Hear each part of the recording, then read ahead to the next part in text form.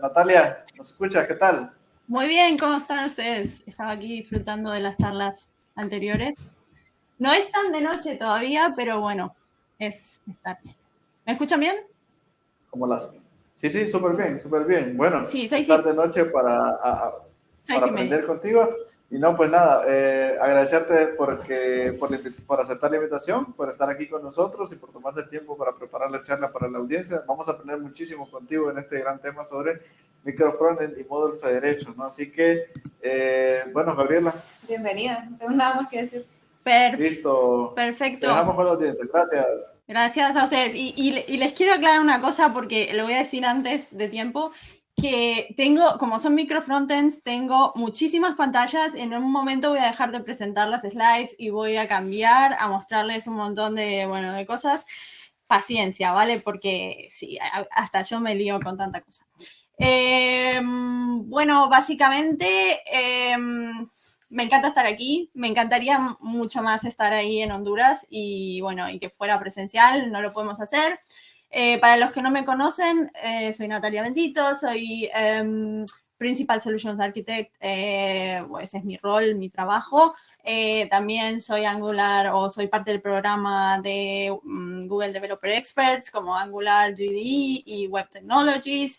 Soy ambassador o embajadora de OutZero y también represento a Women Tech Makers Barcelona. O sea que imagínense la cantidad de cosas y de marcas y de productos de tecnología con los que estoy relacionada.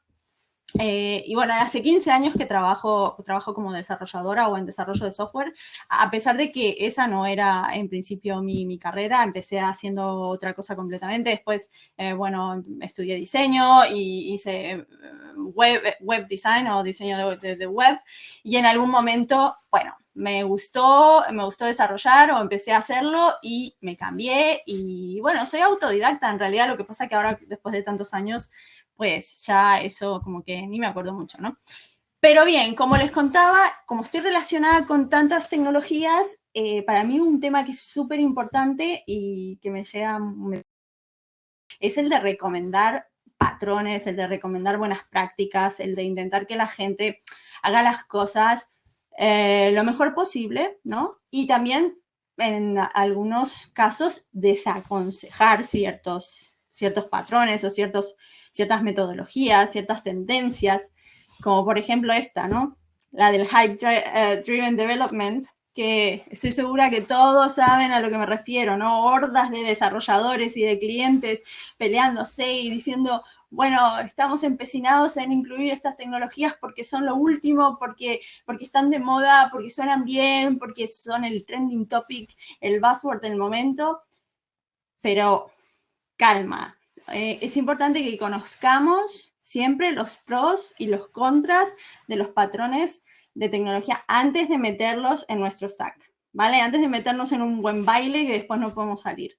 Y eso lo decía también Pablo en la charla anterior, lo decía Jorge, hay que conocer las opciones, hay que saber si nos conviene una solución y si no, ir por otra ruta, ¿no?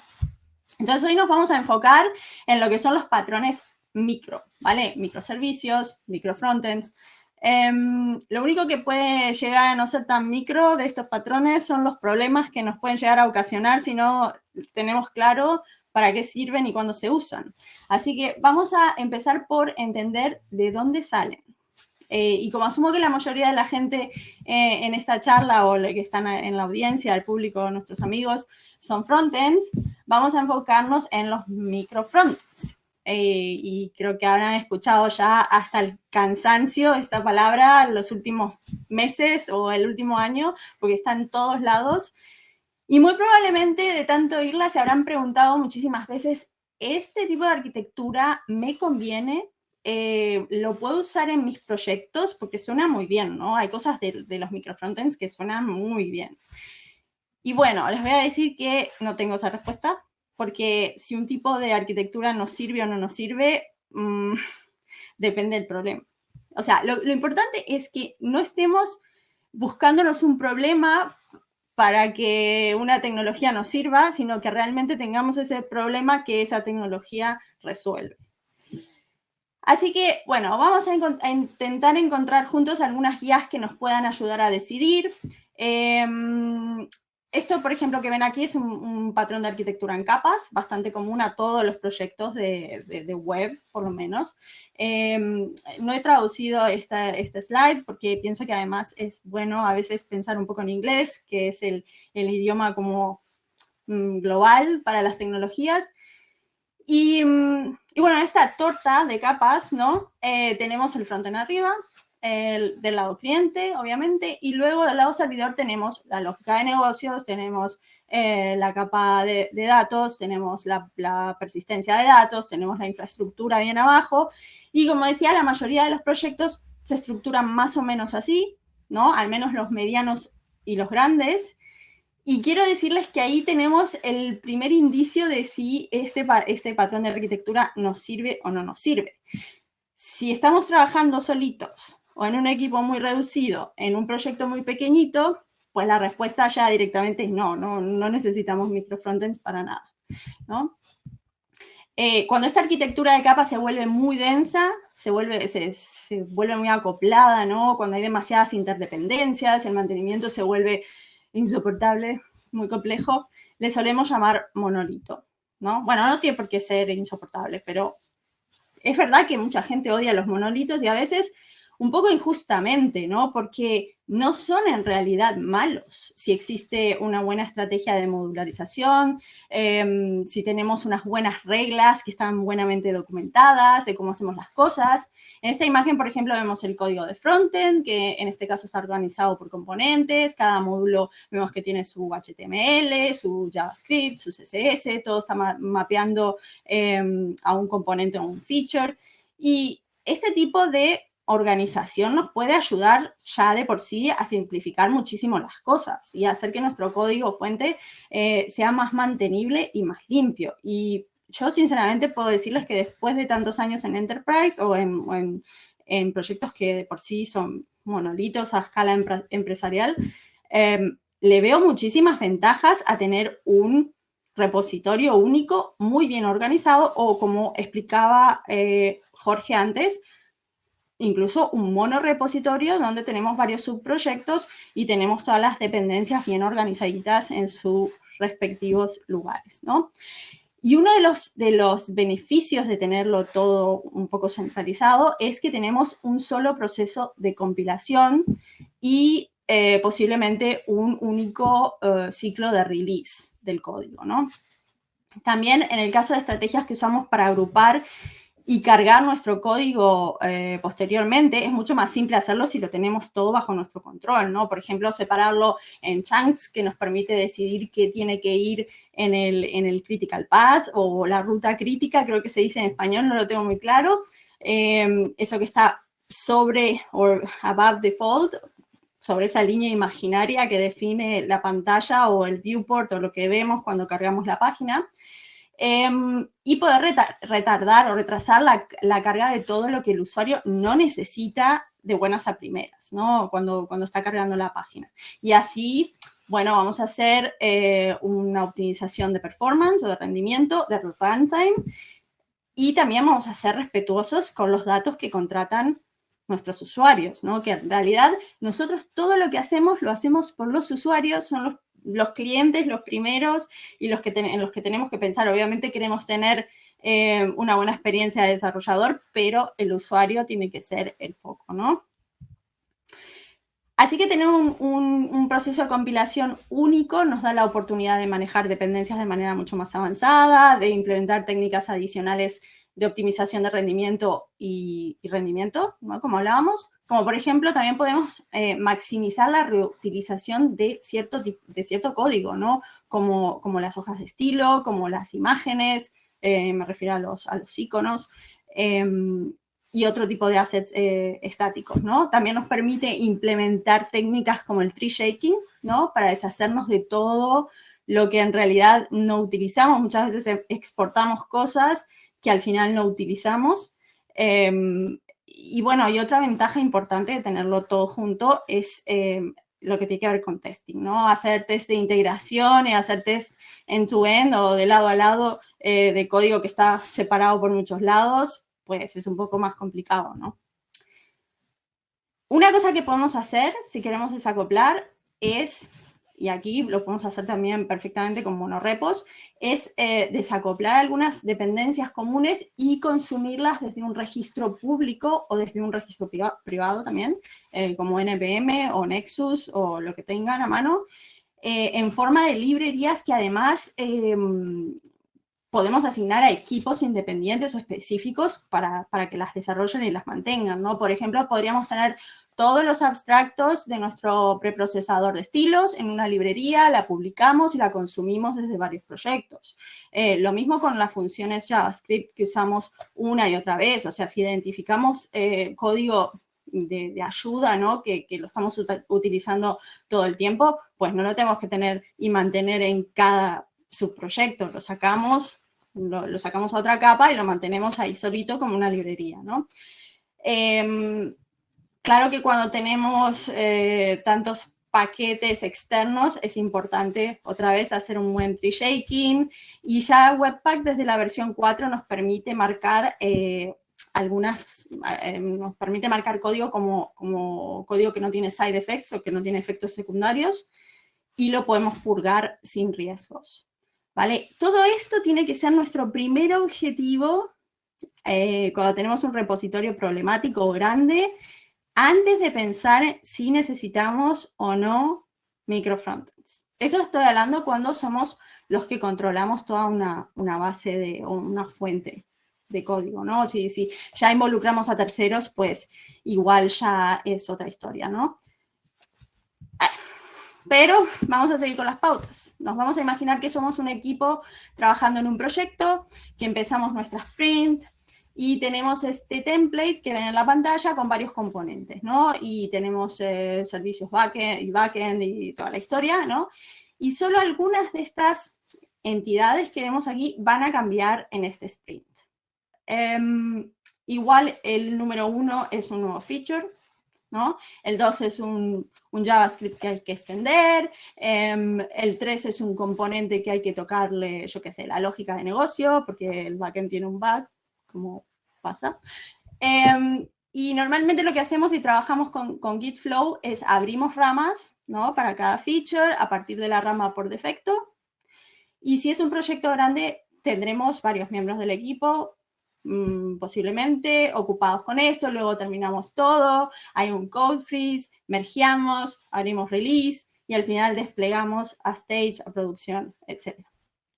Lo que pasa acá es que, bueno, desde una perspectiva técnica, cada una de estas releases necesita que cambiemos la versión de todo el sistema, de todo el monolito, ¿no? Necesita que lo recompilemos todo, que lo subamos de versión, que lo redespleguemos y eso lo tenemos que hacer aunque hayamos tocado una cadena de texto en un componente minúsculo, pues tenemos que hacerlo todo para todo el sistema, ¿no? Si lo vemos desde este punto de vista, la verdad que está claro por qué alguien en su momento dijo, este problema hay que solucionarlo, ¿no? Vamos a ver si podemos irnos a una arquitectura microservicios y solucionamos el problema de tener que redesplegarlo todo cada vez, o cambiarle la versión incluso, cada vez que se trabaja en una parte que podría ser independiente de este sistema, ¿no? O sea, que nace por la necesidad de reducir la complejidad y de poder hacer despliegues independientes de código. No es la única razón por la que existen los microservicios, pero es una de las razones por las cuales se llegó ahí, ¿no? Entonces, si tenemos una feature que está conectada a una unidad de negocio y esta feature tiene mucha actividad de mantenimiento y luego tenemos otra que no se toca jamás, pues las podemos desacoplar y mantener y desplegar independientemente, ¿vale? Y ahí es cuando a alguien se le ocurre, Pero mira vos, idea genial. No solo modularizamos, sino que completamente separamos el código fuente, los equipos, los procesos, etcétera, y estamos salvados, ¿no? Pero no es tan simple porque este tipo de estrategias no son solo técnicas. Y eso es lo que es importante entender. Tiene que haber una configuración de equipo que respalde este desacoplamiento, y tiene que haber una mentalidad que apoye este desacoplamiento y que esté alineada con estos procesos nuevos, desde los desarrolladores hasta las unidades de negocio, ¿no? Entonces, si queremos que una arquitectura de microservicios realmente funcione, tenemos que respetar ciertos principios. Y, en mi opinión, el más importante es que cada servicio debe mapear directamente a una y solamente a una competencia de negocio, ¿vale? Y si queremos tener un equipo independiente que esté trabajando en ese servicio desacoplado, entonces lo más eficiente, no siempre, pero en muchos casos, es que el frontend de ese servicio también sea un microfrontend. Ojo, esto no es válido siempre. Hay veces que es mejor dejar el frontend tranquilo, que tengamos todos los estilos en un lugar y que les sirvan a todos, pero claro, eso requiere también muchísima coordinación. O sea, ¿qué clases vas a usar tú en tu equipo independiente para que mis estilos aquí te sirvan? No es magia, ¿no? Tiene que haber documentación o coordinación o algún tipo de forma de comunicación entre equipos. O sea, que ese concepto de independencia completa y total y adiós y no te hablo nunca más, no es muy realista, ¿no? Así que, por supuesto, partimos nuestra solución en micropartes, ¿no? Para desarrollarla y desplegarla independientemente y todo lo que quieras, pero luego vamos a tener que unirla otra vez, ¿no? Y para eso necesitamos un contenedor que sirva para orquestarlo todo, ¿no? Para ponerlo todo juntito de vuelta. ¿Y qué tipo de contenedor va a ser este? Bueno, pues eso va a depender muchísimo de cuál es nuestra solución, cuáles son nuestros requerimientos, nuestras definiciones de arquitectura. Este contenedor, que se conoce habitualmente como shell, es el runtime, digamos, encargado de crear una interfaz entre los servicios que consumen todos los microfrontends, las APIs, los eventos en relación al estado, el manejo y persistencia de estado en sí, todo lo que conlleva tener una interfaz de usuario unificada, consistente y coherente, ¿no? Obviamente lo ideal es tener también un equipo que se encargue específicamente y únicamente de este contenedor y de todas las APIs que se exponen a través de él, ¿no? Entonces, ahora que sabemos que los microfrontends se pueden implementar e integrar de muchas maneras, ¿cuál es la más adecuada en nuestro caso? Dependerá mucho del nivel de encapsulación que necesitemos. Todo lo que digo no es la única razón. Obviamente hay más consideraciones, pero el nivel de encapsulación que necesitamos es una de las cosas determinantes en elegir nuestro mecanismo, digamos. Entonces, acá podemos ver los diferentes niveles de encapsulación que ofrecen algunas técnicas de integración, como los hiperenlaces o hyperlinks, los web components o el iframe, ¿no? Vemos que el iframe y los hyperlinks, bueno, tienen los niveles más altos de encapsulación, especialmente el hyperlink, porque estamos cargando todo en un contexto diferente. El iframe tenemos que saber, bueno, utilizarlo correctamente y seguir ciertas buenas prácticas, pero más o menos se corresponde con esta tabla. Entonces, ahora que sabemos todas estas cosas, ¿necesita nuestra aplicación microfrontends? ¿O necesita mejorar la modularización, la separación de conceptos? Podemos ir con una estrategia de monorepo mejor en nuestro caso, o la publicación de librerías en ciertos casos. ¿Hay algunas pautas que podemos seguir o algunas preguntas más concretas que nos podemos hacer que nos ayuden a tomar decisiones? Pues si nos encontramos en el área amarilla de cualquiera de estas gráficas, probablemente no necesitamos microfrontends. Por ejemplo, ¿cuál es la relación entre la seguridad y la necesidad de encapsulación del código? O sea, si tenemos código de terceros en los que no confiamos, pues igual queremos tenerlo bien separado, ¿no? No queremos que interactúe con nuestro JavaScript, no queremos que ejecute cosas en nuestro documento. En cuanto al budget de rendimiento en relación con la encapsulación, si tenemos menos budget y no tenemos que encapsular nuestro código, pues mejor no. Así podemos tener un mejor control de dependencias, ¿no? También, ¿qué tan monolítico es el backend? Si tenemos un monolito en el backend, en vez de una estrategia de microservicios, de APIs y de eventos, y además nuestras releases son bastante frecuentes en el monolito, lo más probable es que no necesitemos una arquitectura de microfrontends. Incluso si trabajamos en integración continua, ¿no?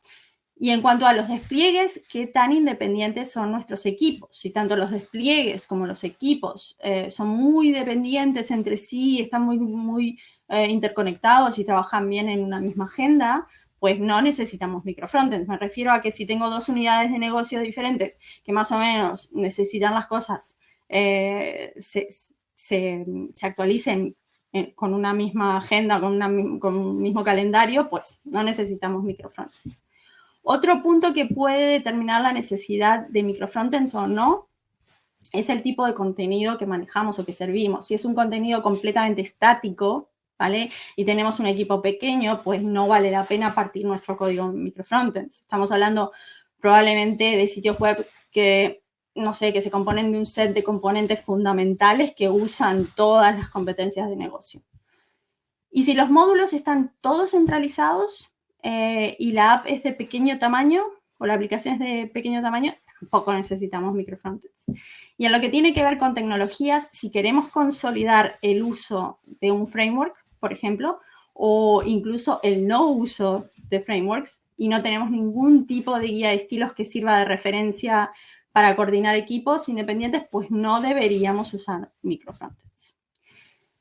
Bueno, ya hemos establecido que hay cosas mucho más importantes que partir nuestro código en múltiples repositorios para tener microfrontends, porque si los queremos, como reutilizar código, controlar dependencias, y eso solo se puede hacer en un sistema de compilación única. Pero, ¿qué pasa cuando nuestros microfrontends o cuando hay aplicaciones o microaplicaciones desarrolladas por terceros o incluso por nosotros mismos? No sé, eso va a depender, pero que están sí o sí desplegadas en orígenes remotos, ¿vale? ¿Qué podemos hacer para integrarlos, esas micropartes, como, no sé, como imports de ECMAScript o como web components, por ejemplo, desde otro origen, y aún así poder compartir recursos y dependencias?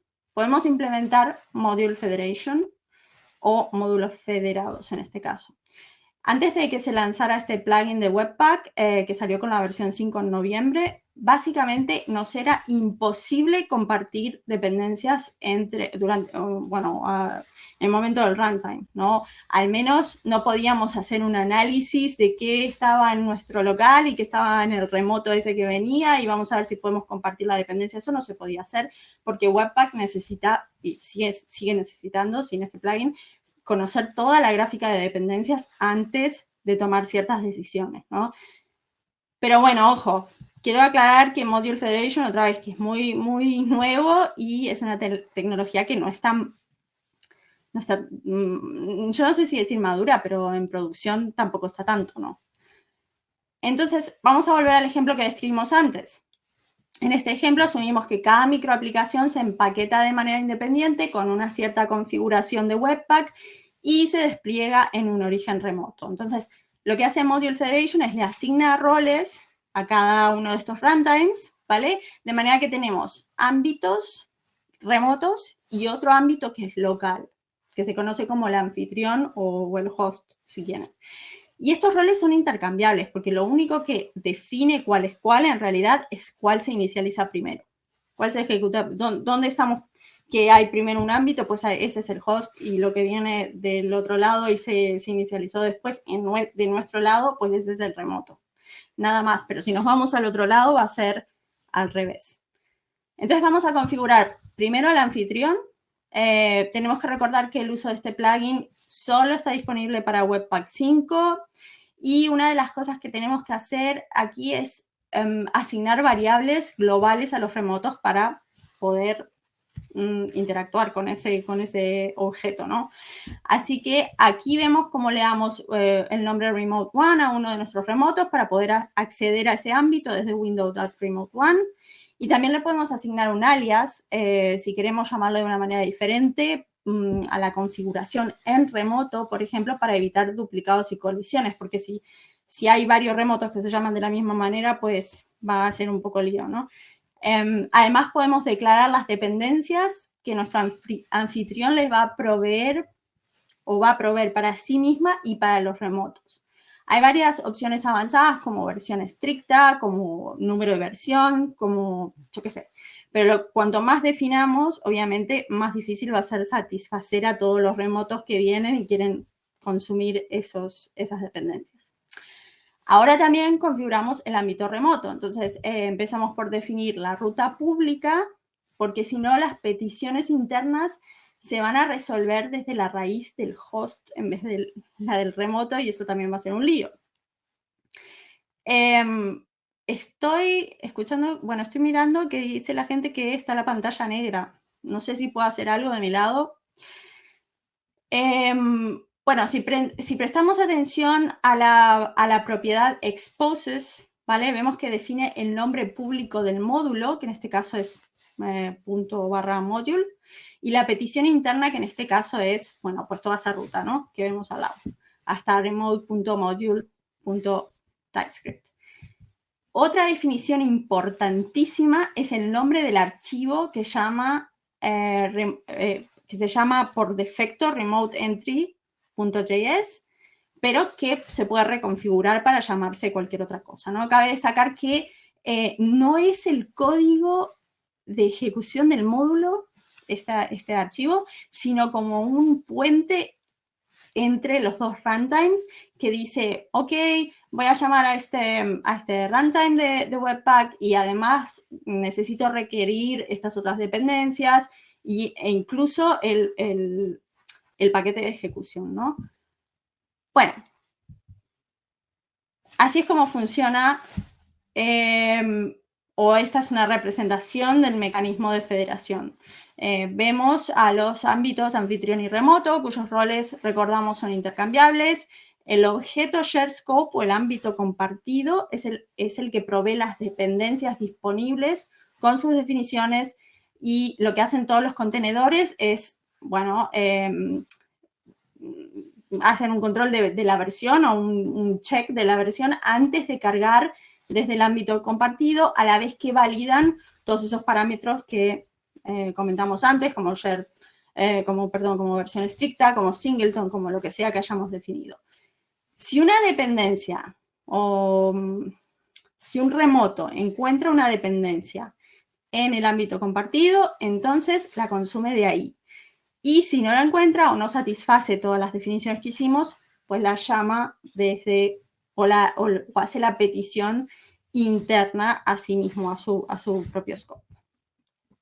Bueno, una vez que está expuesto el módulo, lo podemos cargar dinámicamente en nuestra aplicación, como lo hacemos habitualmente en Angular. Si es un módulo y lo estamos federando, pues lo podemos llamar dentro de una aplicación como incluimos un módulo interno de la aplicación.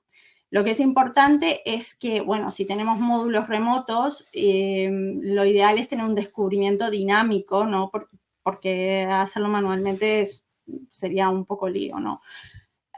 Hasta aquí todo genial, pero más allá de la técnica de integración que usemos, o si los módulos son locales o son remotos, hay un último punto que tenemos que ver, y es la preservación de una interfaz de usuario, como decíamos antes, que sea coherente, que esté unificada, que esté sincronizada, que mantenga estado, porque si no, realmente el usuario se va a volver loco usando nuestra aplicación de microfrontends.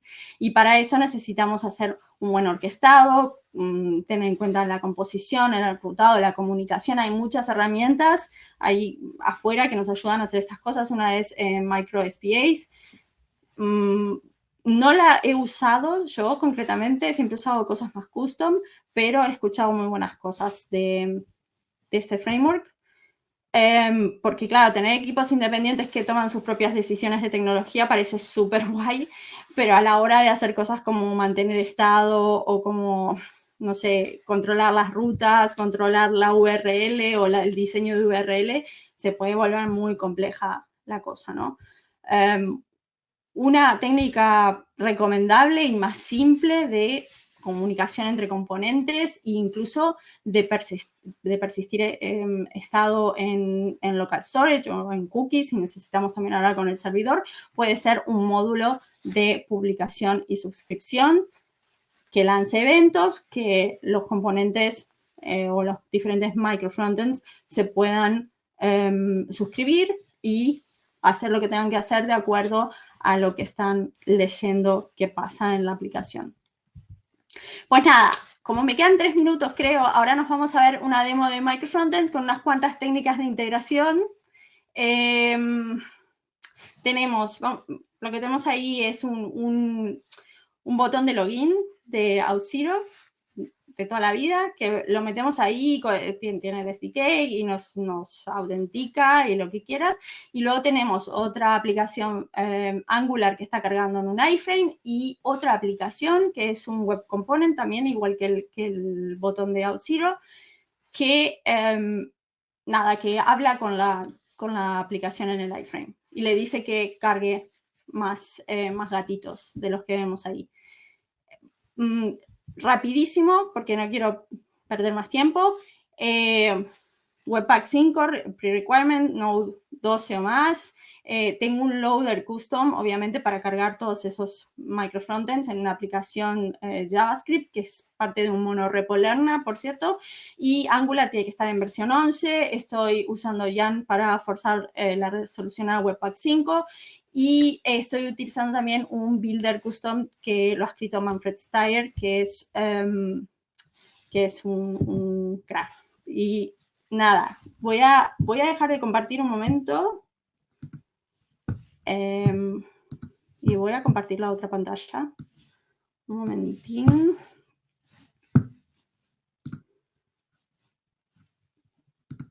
A ver. Creo que lo ven, ¿no? Entonces, miren todas las cosas que tengo acá, porque es una locura. Claro, son microfrontends, ¿no? Y tengo un servidor, otro servidor, otro servidor. Espero que no haya cerrado nada. Tengo aquí la aplicación esta de los gatitos. Tengo este web component, que es un Angular Element. No sé si...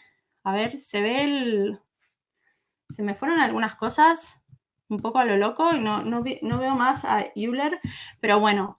En fin, y tengo el botón de login, que aquí sí que tengo un bug, pero no lo resolví porque ya estaba un poco fuera del scope de esta charla, pero lo interesante es que una vez que convertí la aplicación que tiene el botón de login de Auth0 a un web component, ya no podía leer más del servicio. O sea, hay que inyectarlo de una manera diferente y no me dio el tiempo de ver por qué. Entonces, como no se entera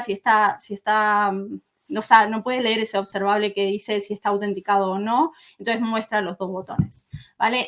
Y luego aquí lo tenemos todo unido, ¿no? Entonces voy a recargar esto. Espero que lo estén viendo porque de verdad se me fue el Euler a no sé dónde y no los puedo ver más. La cosa es que lo que es interesante es que si yo estoy aquí y yo me vuelvo a mirar esto, vamos a mirar las cookies, ¿vale? Me voy a hacer logout. Aquí tengo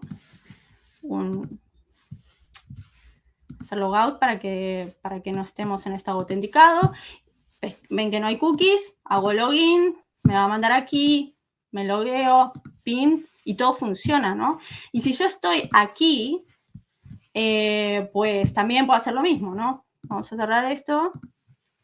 Y es porque, claro, yo definí todas estas cosas, todos estos dominios que están permitidos como callback y todo en Auth0, y puedo usar este componente desde donde me dé la gana. Entonces yo voy aquí, vamos a ver, vamos a hacer logout por si acaso, ¿vale? Ahora no hay nada, estamos en el 3001, voy a hacer login, me voy aquí, y estoy logueado y estoy usando absolutamente el mismo componente. Claro, ustedes dirán, pero eso lo podés hacer de otras maneras, podés hacer como una librería. Sí, pero si lo hago como una librería, yo tengo que republicar la librería y en mi aplicación esta, la Lerna esta que está aquí, cuando yo llame a este componente para usarlo, pues voy a tener que subir la versión y redesplegar. En cambio, si yo hago cualquier cambio, bueno, esto también que se está comunicando con, o sea, es el web component ese o Angular Element que se está comunicando con la aplicación esta a través de PubSub, ¿no? Pero lo interesante es que si yo hago un cambio en este o hago un cambio en este, no tengo que redesplegar nada. O sea, me voy aquí, vamos a cambiar. Les decía que tenían que tener un poquito de paciencia porque tengo muchas cosas, pero si yo me voy aquí y en vez de decirle login, logout, pongo autentícame y quiero salir, ¿no? Y entonces lo único que tengo que hacer es volver a la terminal, vamos a matar este. Esperen que lo subo un poco, que igual no se ve nada. Vamos a reempaquetar este web component como un standalone element, ¿vale? Bueno, está generando todas las cosas. Ahora está muerto, o sea, si yo recargo la página que no está, obviamente. 2 minutos y ya terminamos. A ver, ¿por qué tarda tanto?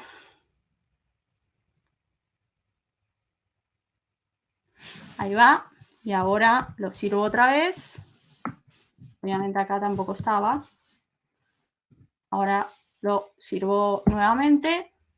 Y esa es la idea, ¿no? Lo que vamos a ver es la idea, que uno hace cambios, bueno, autentícame, quiero salir, y luego yo estoy en esta otra aplicación, autentícame y quiero salir, y no hubo que redeployar, nos imaginamos que eso es un gran monolito, no hubo que redeployar nada, y el equipo que se encarga del login, pues trabaja con auténtica independencia. Lo único que les dejo de tarea es pensar si realmente en un entorno de producción nos viene bien que se integren cosas así sin testearlas como un todo y se redeployen y eso o se redespliegue y eso no es efectivo y es una buena práctica. Ya está. Muchas gracias. A ver si encuentro... Natalia, ¿qué tal? ¿Cómo estás? Bien. Muy bonito ver que todo bien. ¿Te ha gustado la experiencia? Hemos estado viendo los comentarios en Discord y ha sido espectacular. La gente cada momento está interactuando más con cada uno de los speakers. Quiero agradecerte por tu participación, ¿verdad? En lo que es NGCO. El año anterior, Natalia, tuvimos solo una mujer. En este caso, ahora tenemos a ti, tenemos a Mauricio y también tenemos a Mayra Rodríguez. Y eso nos da incluir en este grupo no solo manejado por varones, ¿verdad, Gabriela? O sea, hemos estado viendo todo eso. Así que te agradecemos realmente, Nati. Creo que todos han logrado sacar mucho provecho de todo lo que está diciendo. Queremos recordarle, en Discord está toda la... para que le puedan hacer preguntas a Natalia. Sí, ahora me meteré. Okay, muchísimas gracias. Háganle todas las preguntas que sean necesarias y con todo el gusto del mundo Natalia estará. Fíjate, Gabriela, hay algo muy bonito que quiero decirle. Fíjate que la parte de la tecnología y lo que nos permite NGCon. Natalia es de Uruguay. En ese momento está en España, o sea, lo que nos ayuda a hacer la conferencia. ¿Qué te parece, Gaby? Así es. No, de mi parte, muchas gracias, Natalia, por enseñarnos un poco sobre lo que es la arquitectura de microfrontends, un tema muy interesante que la verdad es que muchos deberíamos de comenzar a poner en práctica. Y nada más que agradecerte.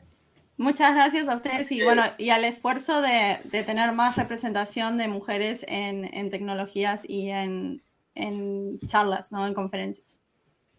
No, ya Gabriela va a aprender, Nati. Ya dice que ya está, ya le gustó, ya, así que va a ser ahí. Nosotros le decimos aquí nuestro pupila, entonces ella va a ser su pupila acá. Este es mi primer año en una conferencia que no sea como asistente. Estás haciendo genial. Muchas gracias por el esfuerzo. Gracias, Nati. Un placer enorme haberte tenido y vamos a ver cómo para... Pues, adiós. Gracias. Un placer.